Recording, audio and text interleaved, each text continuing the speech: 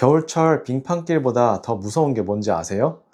바로 아침에 머리 감기와 재채기입니다.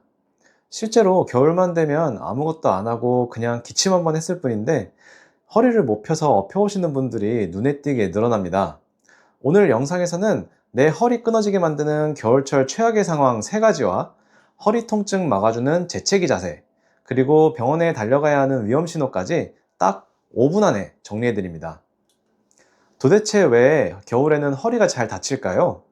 간단하게 얼어붙은 고무줄을 생각하시면 됩니다. 날씨가 추워지면 우리 몸의 근육과 인대도 얼어버린 고무줄처럼 딱딱하게 굳어집니다. 유연성이 떨어진 상태에서는 평소라면 아무렇지도 않을 작은 동작에서도 인대가 끊어지거나 디스크가 밀려 나올 수가 있는 거죠.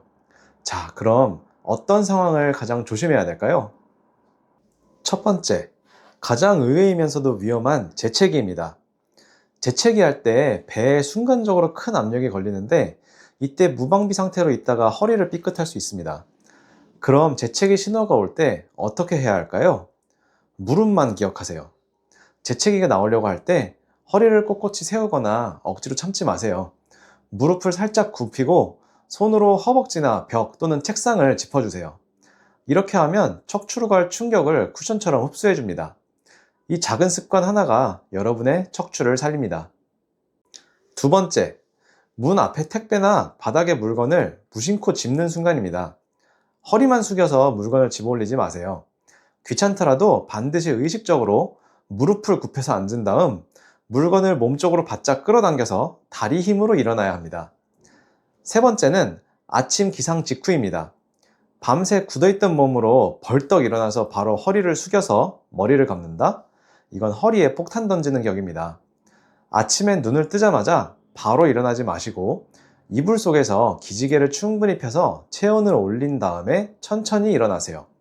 머리는 가급적 샤워를 하면서 서서 감는 것이 가장 안전합니다.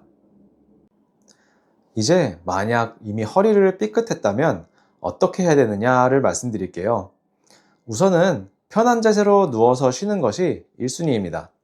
무리해서 움직이거나 오히려 억지로 더 풀어야 된다는 생각으로 계속 움직이다 보면은 오히려 통증이 더 오래가는 경우가 많습니다.